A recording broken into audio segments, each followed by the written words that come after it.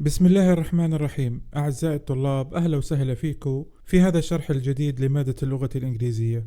معكم الأستاذ عمر ملكاوي. بتمنى تكونوا متحمسين مثل ما أنا متحمس عشان نكمل المادة ونشرح كل التمارين الموجودة وأزودكم بكل المهارات المطلوبة لتعلم اللغة الإنجليزية. بتوقع أنه إن شاء الله رح نتعلم الكثير من الأشياء معا. أهلا وسهلا بالجميع. بتمنى منكم أنه تدعموا صفحة الفيسبوك بالإعجابات ومشاركة الفيديو، وأيضا بالاشتراك بقناتي على اليوتيوب لدعمنا حتى نستمر في العطاء. رح نبدأ اليوم بالوحدة الثالثة يونت 3 التي هي بعنوان The Book Fair. The Book Fair يعني في معرض الكتب. في معرض الكتب.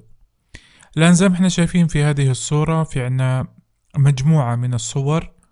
تحت كل صورة في هناك حوار ما بين الأشخاص الموجودين.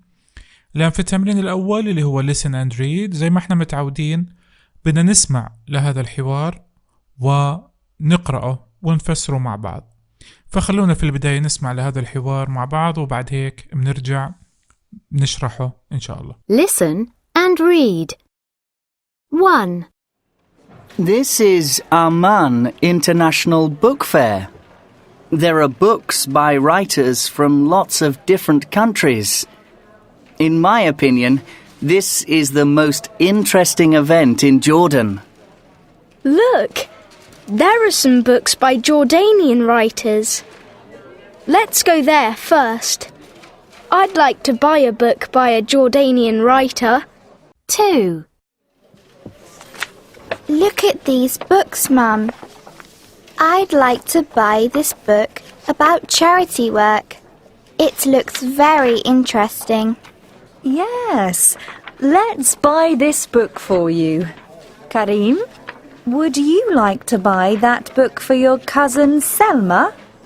Yes, I would. She would love this book. 3. What would you like to do now, children? I'd like to listen to some stories. I'd prefer to go to the face painting stall. Okay, let's listen to the storyteller and then go to the face painting stall. 4. What did you enjoy most today, children? I loved looking at all of the books. There are so many books by Jordanian writers. I liked the books too, but I also liked the storyteller and the stories. It was a great day. الآن بعد ما استمعنا إلى هذا الدرس خلينا نقرأه ونشرحه مع بعض. Picture number 1 الصورة الأولى زي ما احنا شايفين. Dad, this is عمان International Book Fair. هذا معرض الكتاب الدولي في عمان. تمام؟ إذن book fair اللي هي معرض الكتاب وinternational يعني دولي أو عالمي. تمام؟ There are books by writers from lots of different countries. هناك كتب لكتاب writers from lots of من العديد من الدول المختلفة. countries يعني دول و different يعني مختلف. إذن في معرض الكتاب الدولي في عمان هناك كتب لكتاب من مختلف الدول. In my opinion لاحظوا هاي الجملة جملة كثير مهمة اللي هي برأيي الشخصي، لأن أنت لما بدك تحكي رأيك الشخصي بتقدر تستخدم هذه الجملة في البداية اللي هي in my opinion يعني برأيي. This is the most interesting event in Jordan. هذا الشيء اللي هو معرض الكتاب هو the most interesting event يعني الحدث الأكثر متعة. الحدث الأكثر متعة. فevent يعني حدث most interesting يعني الممتع أو أكثر شيء ممتع. هذا الحدث هو أكثر الأحداث ممتعة في الأردن. كريم look انظر. There are some books by Jordanian writers. هناك بعض الكتب لكتاب أردنيين Jordanian writers. Let's go there first. خلينا نروح لهناك بالبداية. I'd like to buy a book by a Jordanian writer. I'd like. لاحظوا انه هذا المصطلح مصطلح مهم. I'd like يعني أحب، لأن I'd اختصار ل I would، لكن هون اختصرناها صارت I'd، يعني هي كانت I would like بمعنى أود، أرغب، أحب. To buy a book أن أشتري كتابا by a Jordanian writer لكاتب أردني. فإذا كريم هون شاف بعض الكتب لكتاب أردنيين وهو يرغب في شراء كتاب لكاتب أردني. Picture number 2 في الصورة الثانية سميرة. Look at these books, mom. انظري إلى هذه الكتب أمي. I'd like to buy this book about charity work. برضو هون استخدمت I'd like to buy يعني أود أن أشتري. تشتري إيش؟ This book هذا الكتاب اللي ماسكيته about charity work. charity work يعني العمل الخيري. إذن هذا الكتاب يتحدث عن العمل الخيري فهي حابة تشتريه. It looks very interesting. يبدو هذا الكتاب أنه ممتع. أوكي ممتع جدا. Mom, yes, let's buy this book for you. نعم خلينا نشتري هذا الكتاب إلك. كريم, would you like to buy that book for your cousin سلمى؟ لأن هي بتسأل كريم would you like. لاحظوا هذه would you like هون احنا استخدمناها في السؤال، هون كنا نستخدمها في الجملة I would like to. هون would you like هون صارت سؤال. تمام. would you like to buy that book. هل ترغب في أن تشتري هذا الكتاب for your cousin لابنة عمتك سلمى أو ابنة عمك سلمى؟ كريم yes I would. لاحظوا هون لأنه سألنا would you like استخدمها في الإجابة. نعم أحب ذلك أو أرغب في ذلك. she would love هي ستحب this book هذا الكتاب. تمام. ننتقل إلى الصورة الثالثة. الصورة الثالثة Dad, what would you like to do now children. يعني ماذا ترغبون ماذا تحبون أن تفعلوا الآن أيها الأطفال. لاحظ كمان هون في السؤال استخدم would you like بمعنى ماذا تحبون. كريم I'd like to listen to some stories. برضو هون كريم لما جاوب استخدم I would like لأنه سألوا أبوه في نفس الصيغة اللي هي would you like. I'd like أحب أن أستمع to listen to some stories إلى بعض القصص. لاحظوا هون هذا الشخص اللي هو الحكواتي بقرأ القصص فهو حاب يستمع إلى بعض القصص. سميرة I'd prefer to go to the face painting stall. هون I'd prefer نفس I'd like. تمام. هي تشبه I'd like بنفس المعنى إنه أنا أفضل أن أذهب إلى الفيس painting stall يعني كشك الرسم على الوجه زي ما احنا شايفين هون الكشك الموجود للرسم على الوجه. Mom, okay, let's listen to the storyteller. خلينا نسمع إلى الستوري تيلر اللي هو الشخص الذي يروي القصص الحكواتي. and then go to the face painting stall. وبعد ذلك منروح على كشك الرسم على الوجوه. تمام. ننتقل إلى الصورة الرابعة. لأن picture number 4 Dad, what did you enjoy most today children. لاحظوا هون سؤال في الماضي لأنهم إيش خلصوا اليوم اللي هو الذهاب إلى معرض الكتاب وانتهوا وروحوا فهو شيء خلص صار وانتهى. فلذلك هون السؤال كان في الماضي what did you enjoy most today يعني ما هو الشيء الذي استمتعتم به أكثر في هذا اليوم أيها الأطفال. I loved. لاحظ كريم بما أن السؤال في الماضي جاوب في الماضي. I loved looking at all of the books. أحببت النظر إلى كل الكتب. There are so many books by Jordanian writers. كان هناك الكثير من الكتب لكتاب أردنيين. بالنسبة لسميرة I liked the books. أحببت الكتب. But I also liked the storyteller. لكن أيضا أحببت storyteller اللي هو قارئ القصص الحكواتي. and the stories والقصص. It was a great day. كان يوما جيدا ورائعا. تمام، الآن ننتقل إلى الصفحة التالية. Exercise 2 Listen and match. الآن في هذا التمرين نستمع إلى مادة سمعية. الآن في عنا 4 أشخاص، 1 سامي، 2 منى، 3 زياد، و4 رولا.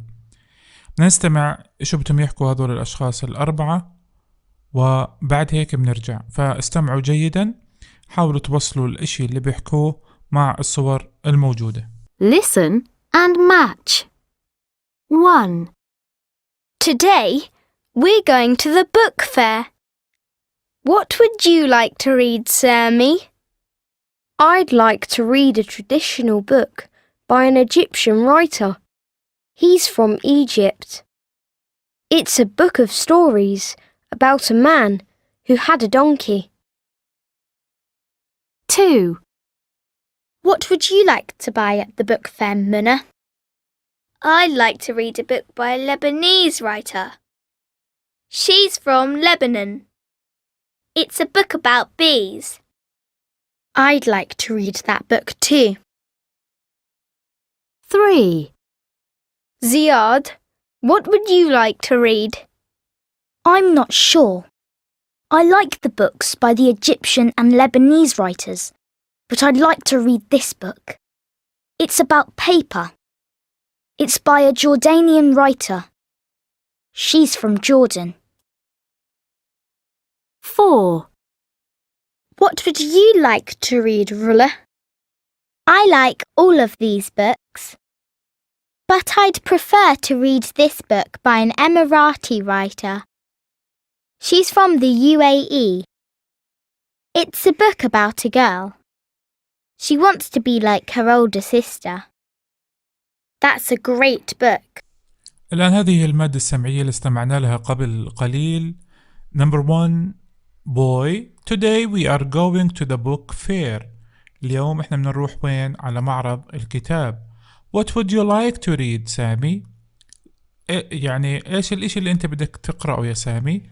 لاحظ هون استخدم would you like. What would you like to read؟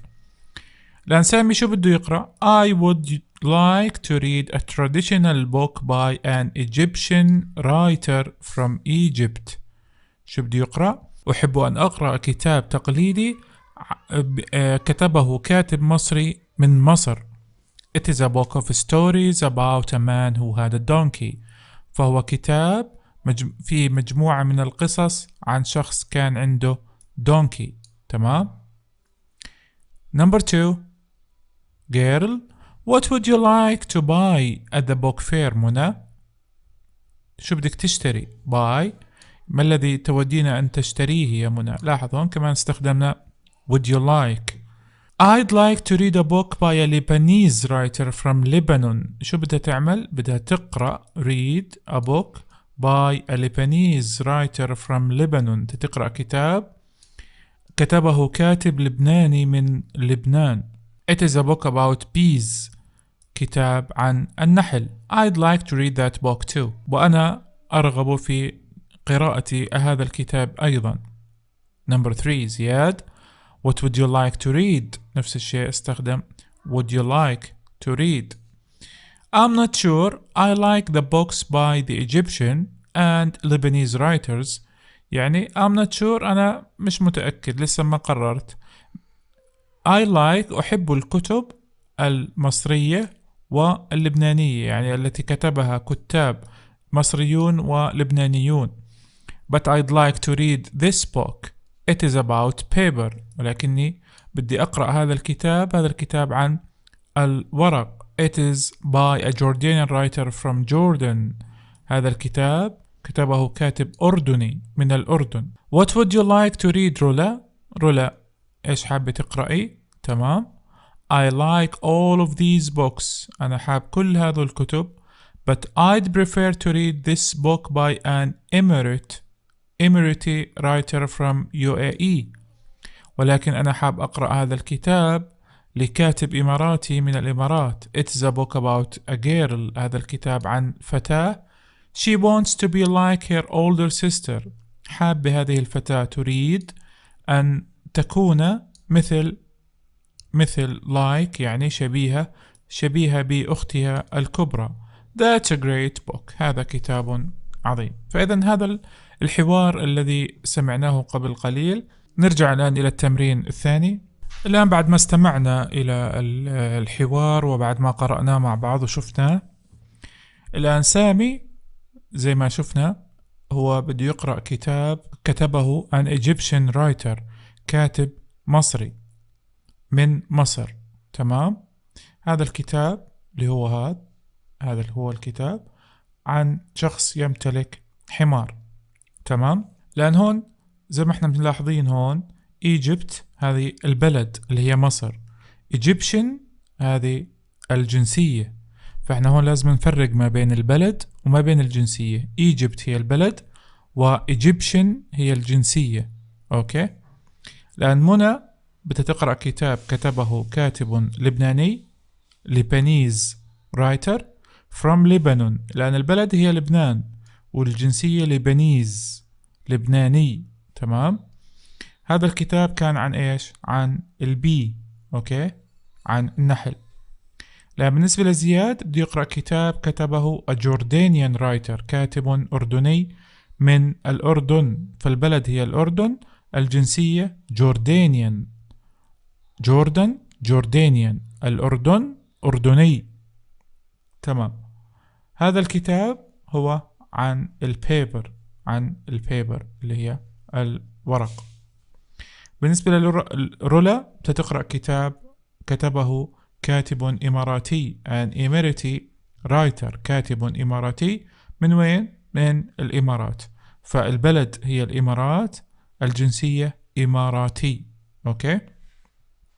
هذا الكتاب كان عن بنت حابة تصير مثل أختها الكبيرة. تمام. ننتقل إلى التمرين اللي بعده. Exercise 3 ask and answer، من نسأله ونجاوب. الآن هذا السؤال اللي نسأله اللي هو What would you like to read؟ ماذا تحب أن تقرأ؟ أوكي. استخدمنا هون في السؤال would you like يعني ماذا تحب أن تقرأ. الآن هاي البنت سألت زميلتها ماذا تودين أن تقرأين من هذه الكتب الموجودة في الخلف؟ هي I would like to read. لاحظون في السؤال استخدمنا would you like، في الإجابة أيضا نستخدم would you like، لكن هون اختصار لها I'd like to read، أحب أن أقرأ. شو بتحب تقرأ؟ فإذا هاي ثابتة في السؤال وثابتة في الإجابة. في السؤال what would you like to read، في الإجابة I'd like to read، بعدين بكمل.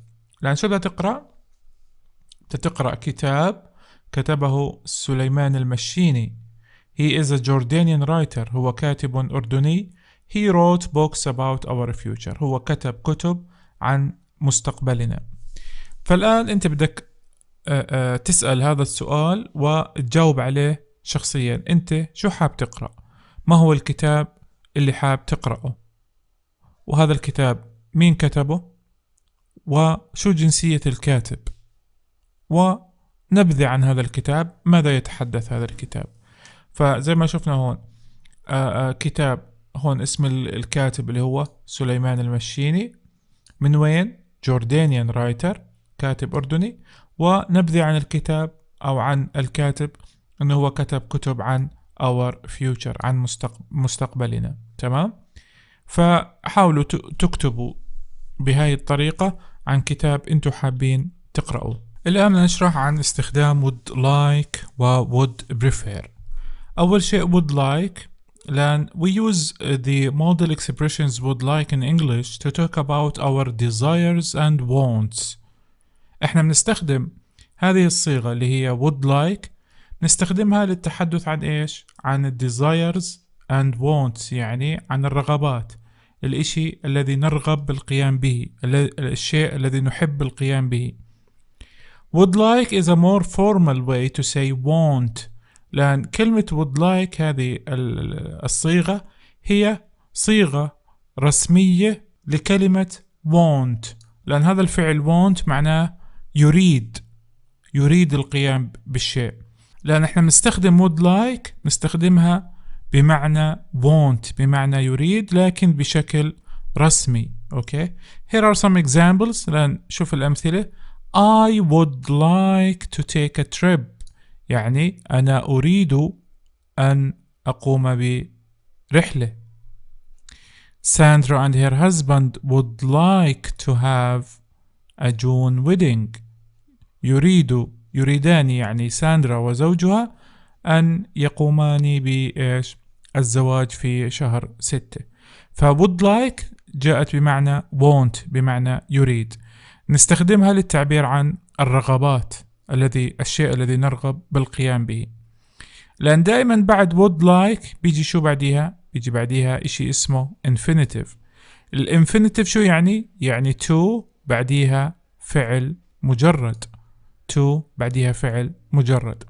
فالآن مثال I would like to win the lottery. لاحظ would like to win، to بعدين فعل مجرد. دائما would like بيجي بعديها to زائد فعل مجرد. الآن شوف هاي المثال، هذا المثال خاطئ. I would like win، I would like win هذا خاطئ. ليش؟ لأنه لازم يجي عندنا would like بعديها to بعدين الفعل. أوكي. الآن هون كيف أنا بختصر would like؟ بختصرها زي ما شفنا في التمارين السابقة. I'd أو he'd أو she'd أو you'd أو we'd أو they'd. أوكي. فإحنا بنختصر الكلمة كاملة اللي هي would، بنختصرها بس بحرف الدي. تمام. الآن ننتقل على would prefer.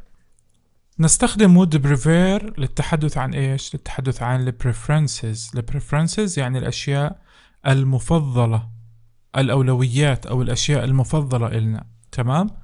لأن would prefer نستخدمها في المضارع، وممكن نستخدمها بالفيوتشر في المستقبل. يعني ممكن احنا نتحدث عن أشياء أفضلية عنا أو أولوية في المضارع، أو ممكن نستخدمها في المستقبل. مثال Would you prefer coffee or tea? I think I would prefer coffee. I would prefer coffee. تمام. لأن هون في المضارع. بالمستقبل we would prefer to live near the beach، يعني احنا منفضل أو أولوية عنا أو مفضل عنا إنه احنا نسكن جنب الشاطئ. فهذا شيء يعني هم بيخططوا للقيام به في المستقبل. would prefer بيجي بعديها دائما إما اسم noun أو فعل verb. أوكي. مثال they would prefer coffee. لاحظون إجا بعديها اسم they would prefer coffee. وأحيانا بيجي بعديها to infinitive they would prefer to drink coffee. to drink coffee. فإذا would like بستخدمها للتحدث عن الرغبات، would prefer بستخدمها للتحدث عن الأشياء المفضلة. would like لازم يجي بعديها دائما to زائد فعل مجرد. would prefer بيجي بعديها إما اسم أو to زائد فعل مجرد. We move now to exercise number 4, page 14, read and answer. Which festival is the oldest? Now here we want to read about 2 different festivals in Jordan. لأن هون احنا بنقرأ عن مهرجانين من المهرجانات التي تقام في الأردن. Summer festivals in Jordan، مهرجانات الصيف في الأردن. تمام. فكلمة festivals معناها مهرجان. The first one the Global Village Festival، أول واحد اللي هو مهرجان القرية العالمية. I love the Global Village Festival، أنا أحب مهرجان القرية العالمية. It happens يحدث هذا المهرجان every summer in عمان، في كل صيف في عمان.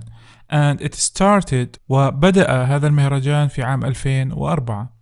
I think that it is the best summer festival، أنا أعتقد بأنه أفضل مهرجانات الصيف. There are stalls with crafts, toys, clothes and foods from many countries in the world. بيكون في هناك زي أكواخ. هذه الأكواخ فيها إيش؟ فيها crafts حرف يدوية، toys ألعاب، clothes ملابس and foods وأطعمة from many countries من بلدان عديدة في العالم. أوكي. I like looking at the stall with jewelry, dresses and mosaics from Jordan.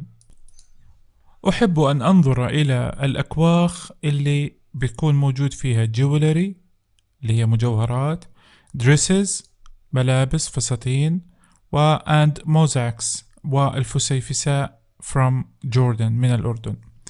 There is a food market at the festival. في هناك إيش؟ سوق للطعام في المهرجان. You can try dishes from many countries. ممكن تجرب أكلات أطباق من العديد من الدول in the world في العالم. I love the dates, cakes, spices. أحب التمر dates اللي هو التمر، cakes اللي هو الكيك أو الحلويات، and spices والتوابل أو البهارات. The food is delicious. الطعام لذيذ. I like the fun fair at the festival. أحب المتعة الموجودة في المهرجان. It is very fun. إنه ممتع. Thousands of people visit the festival every year. آلاف الناس بيزوروا هذا المهرجان كل سنة. فاطمة. Number 2 The عمان Summer Festival. مهرجان عمان الصيفي. The عمان Summer Festival is in July. متى بيصير المهرجان عمان أو مهرجان صيف عمان؟ بيصير في شهر 7. It's great. إنه رائع. There are a lot of things for children to do at the festival.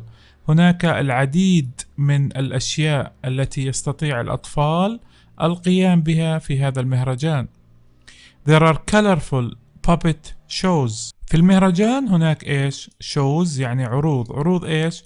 عروض دمى المتحركة ذات الألوان الزاهية أو الملونة.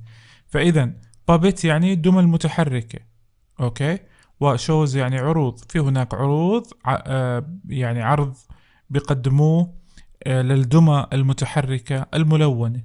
Children can also draw. الأطفال شو ممكن يعملوا؟ ممكن يرسموا، أوكي، paint, listen to stories and sing. إذا ممكن يرسموا، يلونوا، يستمعوا إلى القصص ويغنوا. They can make models from balloons too. ممكن يعملوا نماذج من إيش؟ البالونات أيضا. The first عمان Summer Festival was in 2006. أول مهرجان صيف عمان كان في عام 2006. Lots of people come to the festival with their families every year. العديد من الناس بيجوا مع عائلاتهم كل صيف إلى هذا المهرجان. In my opinion، لاحظوا بدي أعطي رأيه الشخصي. In my opinion من وجهة نظري أو برأيي it is the best festival for children. إنه أفضل مهرجان للأطفال في الأردن. فإذا هون قرأنا عن مهرجانين مختلفين. لا نرجع على هذا السؤال. Which festival is the oldest؟ أي مهرجان هو الأقدم؟ The oldest الأقدم. تمام. أيهم من المهرجان الأقدم؟ The Global Village Festival ولا The عمان Summer Festival؟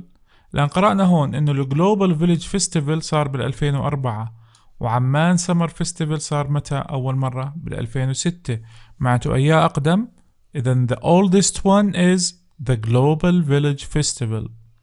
الأقدم هو the Global Village Festival لأنه بدأ في عام 2004. تمام. ننتقل إلى التمرين اللي بعده. Exercise 5 page 14. Read again and say opinion or fact. نقرأ هذه الجمل اللي وردت في التمرين السابق ونشوف هل هذه الجمل opinion رأي ولا fact حقيقة. لأن إذا كان بعطي رأيه فهذا الشيء بيكون opinion، لكن إذا كان بيحكي عن إشي حقيقي أو حقيقة موجود فهو fact. لاحظوا أول واحدة I think that it is the best summer festival. فهذا الشخص يعتقد بأنه هذا أفضل مهرجان في الصيف. ف this is an opinion. هذا رأي. تمام. هذا اللي حكاه هو رأيه الشخصي أنه أفضل مهرجان. طيب نشوف البقية. Number 2. There is a food market at the festival. هناك سوق للطعام في المهرجان. هل هون هو بيعطي رأيه ولا هل هذه حقيقة أنه موجود في سوق للطعام؟ طبعا هي fact. أنه حقيقة وجود سوق للطعام في المهرجان. Number 3. The food is delicious. الطعام كان لذيذا. فالآن هل هو هون بيعطي رأيه ولا بيحكي حقيقة؟ هون هو بيعطي رأيه opinion. This is an opinion. هو بيعطي رأيه بأنه الطعام لذيذ. Number 4. It is very fun. إنه ممتع جدا. فهون opinion or fact، رأي ولا حقيقة؟ It is an opinion. هذا رأي. طيب number 5. Children can also draw, paint, listen to stories and sing. الأطفال بيقدروا يرسموا، يلونوا، يستمعوا إلى القصص ويغنوا. ف is this an opinion or fact؟ هل هذا رأي ولا حقيقة؟ This is a fact. هذا حقيقة، أمر حقيقي بأنه في المهرجان الأطفال بيقدروا يرسموا ويغنوا إلى آخره. فهذه حقيقة وليست رأي، هون ما بيعطي رأيه. Number 6. In my opinion it is the best festival for children. برأيي هو أفضل مهرجان للأطفال. فهون واضحة أنه هو هون this is an opinion. تمام. ننتقل إلى الصفحة اللي بعديها. Now exercise 6. Listen and say. نستمع إلى الكلمات الموجودة أمامكم. المطلوب منك أنك تستمع جيدا لهذه الكلمات وتكررها، تعيدها أكثر من مرة. يلا خلينا نستمع. Listen and say. 1, balloon, 2, computer, 3, laboratory, Exercise 7. Ask and answer. نسأل ونجاوب. في هذا التمرين المطلوب منك إنك تكتب حوار زي الحوار الموجود قدامنا في الصورة، نستخدم فيه واحد من الجمل الموجودة أمامنا اللي هي play football، لعب كرة القدم، go to the park، الذهاب إلى الحديقة، watch DVDs، مشاهدة DVDs، السيديهات يعني، go to the sports center، الذهاب إلى المركز الرياضي، go to a restaurant، الذهاب إلى المطعم، go shopping، الذهاب إلى التسوق، go skating، الذهاب إلى التزلج باستخدام السكيت، go to the planetarium، الذهاب إلى القبة السماوية، go to the theme park، الذهاب إلى المدينة الترفيهية، go to the community center، الذهاب إلى مركز مجتمعي. تمام؟ فالآن هاي الأشياء اللي بنستخدمها في هذا الحوار. الآن الحوار بيبلش من هون، من السؤال بنستخدم فيه would you like. What would you like to do on Saturday؟ الآن أنت بدك تعمل الحوار هذا على الدفتر على شكل نقاش أو حوار ما بين شخصين. فبتحط الاسم الأول مثلا أحمد، الاسم الثاني مثلا علي، اللي بدك تعمل بينهم الحوار. في البداية بدك تسأل السؤال what would you like to do on، مثلا بتغير اليوم أو بتخليه زي ما هو Saturday, Sunday, Friday إلى آخره. فالآن كان السؤال إنه إيش أنت بتحب تعمل يوم السبت أو يوم الجمعة أو يوم الأحد إلى آخره. الآن الإجابة عليه I'd like. نبلش I'd like لأنه سألنا would you like. I'd like to go to the park. الآن هاي البنت اختارت go to the park. تمام، اختارت هاي go to the park. الآن أنت شو بتحب تعمل يوم السبت أو يوم الأحد حسب اليوم اللي أنت اخترته؟ بتجاوب هون. مثلا ممكن تجاوب I'd like to go skating، I'd like to go to the theme park إلى آخره. بتختار حسب أنت شو حاب تعمل في هذاك اليوم. طيب هون بتكمل الحوار I'd prefer to. هون استخدمنا prefer، هون استخدمنا I'd like يعني أحب. هون أفضل إيش؟ لأن هذا الشخص يفضل أو هاي البنت تفضل إيش؟ go to the community center، الذهاب إلى المركز المجتمعي. أنت ممكن تختار أي شيء آخر، مثلا go to the theme park. I'd prefer to go to a restaurant. I'd prefer to مثلا go to the planetarium إلى آخره. فأنت بتكمل الحوار، بتختار أي شيء بناسبك. هون بترد عليه Okay, let's go to the park in the morning. Let's go. هون خلينا نروح بالأول على البارك لأن هي اختارت البارك. فإذا أنت هون اخترت مثلا السبورت سنتر، فهم بدك تحط let's go to the sports center in the morning. إذا اخترت أي شيء ثاني برضو بدك تغيرها. and then وبعد ذلك we can go to the community center اللي اختارته هاي البنت. فهون هذا الشيء بدك تغيره حسب أنت شو اخترت. تمام. فهذا حوار بدنا نعمله على الدفتر على شكل حوار ما بين شخصين. بتختار من الجمل الموجودة في بداية السؤال. فالآن المطلوب منك انك تعمل هذا الحوار على الدفتر. في exercise A talk about your favorite festival. بدك تتحدث عن المهرجان المفضل إلك. لاحظ هون your معناته هذا شيء بخصك. your favorite يعني مفضل، وفيستيفال زي ما حكينا اللي هي مهرجان. بدك تتحدث عن مهرجانك المفضل. بدك تختار أي مهرجان مفضل بالنسبة إلك بصير بالأردن وتحكي عنه، تتحدث عنه، تكتب عنه. فالآن هذا الطالب كتب my favorite festival. لاحظ بتبلش الجملة my favorite festival is مثلا. هذا الطالب اختار عقبة ووتر فيستيفال. اختار عقبة ووتر فيستيفال اللي هو مهرجان المائي اللي بصير في مدينة العقبة. لأن بدك تحكي عنه بعد ما تختار المهرجان اللي مفضل بالنسبة إلك، بدك تكتب عنه مثلا معلومات. there is a big sports event in the sea. بيكون هون في مهرجان العقبة بيكون في أحداث رياضية كبيرة بتصير في البحر. وآخر شيء بدك تعطي رأيك in my opinion برأيي it is the best festival in Jordan. برأيي هذا يعني بعطي رأيه في مهرجان العقبة المائي إنه هو أفضل مهرجان في الأردن. فالآن هذا كمان بدك تعمله على الدفتر. تكتب عن المهرجان المفضل إلك. بتبلش my favorite festival is وبعدين بتكمل تشوف بتكتب المهرجان المفضل عندك وبتحكي عنه معلومة عشان يعني نشاركها معنا. وآخر شيء بتحط رأيك. فبتعملوها على الدفتر. تمام. هون احنا بنكون خلصنا التمارين الموجودة في كتاب الطالب. الآن ننتقل إلى كتاب التمارين ونشوف التمارين المهمة ونعملهم مع بعض. الآن في كتاب التمارين يونت 3 at the book fair. نبلش في التمرين الأول read and circle. نقرأ ونضع دائرة. نقرأ هذه الجمل نضع دائرة على الخيار المناسب. هون number 1 I'd prefer go or to go to the face painting stall. احنا حكينا انه I'd prefer لازم يجي بعديها ايش؟ to زائد فعل مجرد. فبالتالي الخيار الصحيح لازم نستخدمه اللي هو to go. to زائد فعل مجرد. I'd or I like to paint my face. هون نختار I'd. ليش؟ لأنه هون إحنا بنحكي عن الشيء اللي بنحب نعمله. I'd like to paint. حكينا هاي الصيغة اللي هي باستخدام I بعدين would بعدين like بعدين to بعدين فعل مجرد زي ما شرحناها. فالآن حاولوا تعملوا بقية الأسئلة والآن بنشوف الإجابات الصحيحة مع بعض.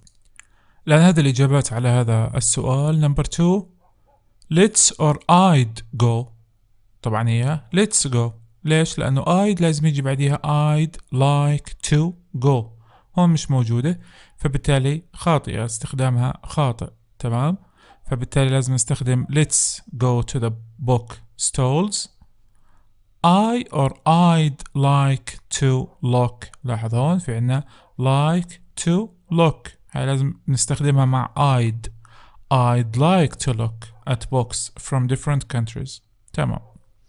number 3 let's prefer or let's buy this book. طبعا هي let's buy.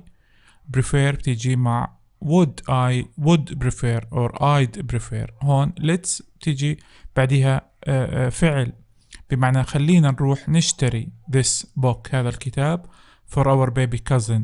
she would love it ولا she would like to it. طبعا like to it ما بتزبط. ليش؟ لأنه لازم يجي بعدها فعل. would like to play would like to listen. هون ما في فعل في it، ف like to ما بتزبط love. she would love it، ستحبه. Number 4 what would you like to do or do. طبعا احنا قلنا لما نستخدم would you like أو would like بيجي بعدها to زائد فعل مجرد، فهون نختار do زائد الفعل المجرد اللي هو do. I'd or I like to listen to some stories. لاحظ في عنا like to listen اللي هي لازم نستخدمها هاي مع would. I would like to listen اللي هي اختصارها I'd like to listen. ننتقل إلى التمرين اللي بعده. Exercise 2 read and complete. ونقرأ ونكمل. نكمل الفراغات الموجودة في الجمل الخمسة في هذا التمرين. نكملهم باستخدام إما would أو prefer أو I'd أو event أو go. Number 1 let's go. خلينا نروح، فاستخدمنا هون go. Let's go to the face painting stall. خلينا نروح على الكشك اللي بلونه فيه الوجوه. لما نكمل باقي الجمل نختار الكلمة المناسبة. حاولوا تكملوهم ومنشوف الإجابات مع بعض. إذن هذه الحلول على هذا السؤال. Number 2 I'd like to buy. لاحظ وجود هذه الصيغة خلتنا نستخدم I'd أو I would like to buy this book. Number 3 what would you like to do. هون سؤال، لاحظ وجود like to do معناته لازم نستخدم would في هذا السؤال. Number 4 I'd prefer to listen to some stories. هون استخدمنا prefer، لاحظوا بعديها to وفعل مجرد. آخر واحدة the fair is a fun event. هو حدث ممتع. event معناها حدث. ننتقل للتمرين اللي بعده. Exercise 3 read complete and match. نقرأ نكمل ونوصل. تمام. لأن الأشياء اللي موجودة هون اللي هي الجنسيات اللي تعلمناها في الستودنت بوك اللي هي Egyptian المصري، جوردانيان الأردني، لبنيز اللبناني، وإماراتي اللي هو الإماراتي. وهون في عنا البلدان هاي اللي ذكرنا جنسياتها الآن، فبنقرأ ونعبي هون بالفراغات ونوصل مع الصور المناسبة. حاولوا تعملوه والآن بنشوف الإجابات مع بعض. لأن هذه الإجابات على هذا السؤال، لأن نمبر 1 كانت محلولة Jordanian castles in the desert are very famous. القلاع أو القصور والقلاع الأردنية الموجودة في الصحراء هي مشهورة جدا. هذه الصورة اللي هي B. 2 At بعلبك there is a really old Lebanese temple. لا مدينة اسمها بعلبك، هذه مدينة لبنانية موجودة في لبنان، فلذلك هون اخترنا لبنيز لأن temple معناها إيش؟ معبد. هذه بتكون مع الصورة D. 3 برج خليفة is an extremely tall Emirati skyscrapers. لأن برج خليفة هذا موجود في الإمارات، فهو ناطحة سحاب إماراتية. الصورة المناسبة اللي هي C. Number 4 these are well-known Egyptian status. هذه Egyptian status اللي هي picture A. تمام، تماثيل مصرية قديمة. أوكي، ننتقل إلى التمرين اللي بعده. Now in exercise 5 read and complete. Here we have an email sent from Ibrahim to رائد. لأن في هذا التمرين في عندنا هذا الإيميل بعثه إبراهيم لصديقه رائد. خلينا نقرأه نشرحه وبعد هيك نشوف المطلوب من هذا السؤال. Dear رائد, we have just been to عقبة Traditional Arts Festival. الآن عزيزي رائد، لقد ذهبنا أو كنا موجودين في العقبة Traditional Arts Festival، مهرجان الفن التقليدي في العقبة. It was great. كان عظيما. There were lots of stalls and different crafts. كان هناك العديد من الأكواخ ومن الحرف التقليدية المختلفة. All the crafts at the festival were from Jordan. كل الأشياء التقليدية والحرف التقليدية في هذا المهرجان كانت من وين؟ من الأردن. On the mosaic stand، على أحد الستاندات يعني الطاولات العرض اللي بيعرضوا عليها الأشياء التراثية، كان في هناك فسيفساء. There were lots of different colored mosaics. كان هناك العديد من الفسيفساء الملونة المختلفة. My mom bought a small mosaic for our house. أمي اشترت فسيفساء صغيرة لمنزلنا. It's great. كان رائعا. My sister مريم liked the jewelry. أختي مريم أحبت إيش؟ المجوهرات. She liked the traditional dresses. أحبت الأزياء التقليدية with long sleeves ذات الأكمام الطويلة. There were scarves. كان هناك إيش؟ scarves اللي هي مناديل. 2. They were very beautiful. كانت جميلة. Lots of people were at the festival with their families. العديد من الناس كانوا موجودين في هذا المهرجان مع عائلاتهم. There is also a water festival in عقبة. أيضا موجود في العقبة water festival مهرجان مائي. I'd like to go to عقبة water festival one day. أود أن أذهب إلى مهرجان العقبة المائي في يوم من الأيام. I'd like to go to عقبة traditional art festival again. أيضا أود أن أزور أو أذهب إلى مهرجان الفن التقليدي في العقبة مرة أخرى. In my opinion برأيي it is the best festival in Jordan. هو أفضل مهرجان في الأردن. I hope you are well. أتمنى أن تكون بخير. See you soon إبراهيم. أراك لاحقا إبراهيم. الآن بدنا نكمل هذا العمودين نختار الأوبينيون والفاكت. الآن نشوف الأشياء اللي تحتها خط ونقرر هل هي opinion رأي ولا fact حقيقة. لأن أول واحدة كانت تحتها خط it was great. هذا رأي، هو رأيه إنه هذا الاحتفال كان عظيما. لما نرجع لكل الجمل اللي تحتين خط ونشوف هل هي رأي أم حقيقة. حاولوا تعملوهم ومنشوف الإجابات. لأن هذه الإجابات على هذا السؤال هون they were very beautiful. هذا كان رأي. كانت جميلة. تمام، فهذا رأيه أنها كانت جميلة. in my opinion هذا واضح أنه رأي برأيي الشخصي. it is the best festival in Jordan. هي أفضل أو هو أفضل مهرجان في الأردن. لأن fact الحقائق اللي كانت all the crafts at the festival were from Jordan. كل الحرف اليدوية كانت من وين؟ من الأردن. فهذه حقيقة وليست رأي. My mom bought a small mosaic for our house. أمي اشترت فسيفساء صغيرة لمنزلنا. برضو هذه حقيقة وليست رأي. Lots of people were at the festival with their families. العديد من الناس كانوا في المهرجان مع عائلاتهم. فهذه حقيقة وليست رأي. ننتقل إلى التمرين اللي بعده. Exercise 6 Write answers. ما نكتب إجابات على هذه الأسئلة. طبعا الإجابات راح تكون موجودة في الإيميل اللي قرأناه في التمرين الخامس. فالآن اقرأوا هذه الأسئلة، حاولوا تجاوبوهم من الإيميل في التمرين السابق ومنفرجيكم الإجابات بعد شوي. الآن هذه الإجابات على هذا السؤال. الآن نمبر 1 موجود الإجابة Where has إبراهيم been؟ وين كان موجود إبراهيم؟ He has been to عقبة Traditional Arts Festival. فهو كان موجود في مهرجان الحرف أو مهرجان الفن التقليدي في العقبة. Where were the crafts from؟ من وين كانت موجودة هذه الحرف؟ The crafts were from Jordan. كانت موجودة من الأردن. الآن which festival would إبراهيم like to go to one day؟ أي احتفال اللي حاب يروح عليه إبراهيم في يوم من الأيام؟ He would like to go to عقبة Water Festival.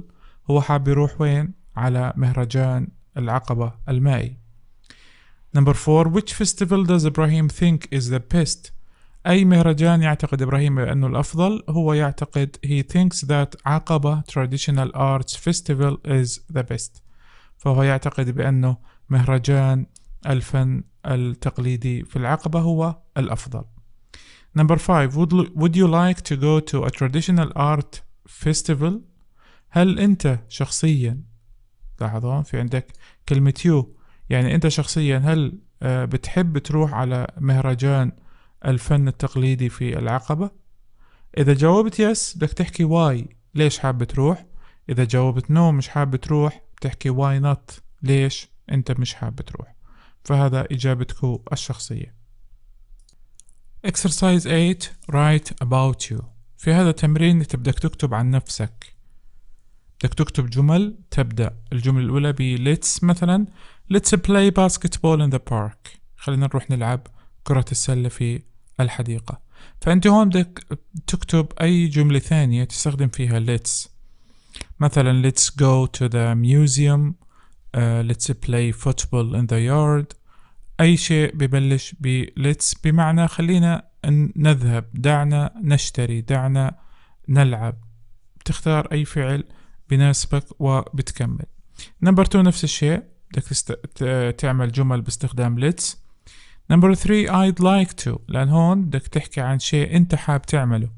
I'd like to visit my grandparents at the weekend مثلا. I'd like to go to the museum مثلا. أوكي، فأنت هون بتكتب عن الشيء اللي أنت حاب تعمله. نمبر 4 I'd prefer to، بدك تستخدم I'd prefer to يعني أفضل. بدك تحكي عن شيء أنت بتفضل القيام به. تمام. I'd prefer to pray at the mosque مثلا، لأن بعد to بدك تحط فعل وتكمل. لازم يكون هذا الفعل طبعا فعل مجرد زي ما تعلمنا في هذه الوحدة. فهذا التمرين بتكملوه بتكتبوا عن أنفسكم هذه الجمل. لأن هون بنكون احنا كملنا الوحدة الثالثة، حلينا التمارين الموجودة في كتاب الطالب وكتاب التمارين. أيضا شرحنا القواعد وشرحنا القطع الموجودة في كتاب الطالب. بتمنى يكون هذا الشرح مفيد بالنسبة لكم، وأيضا بتمنى أنكم تدعموا صفحة الفيسبوك بالإعجابات ومشاركة الفيديوهات، وأيضا تشتركوا في قناتي على اليوتيوب، وأيضا تدعموها بالإعجابات ومشاركة الفيديوهات. بتمنى لكم أوقات سعيدة، وإن شاء الله بنشوفكم في الوحدة القادمة. الله يعطيكم العافية.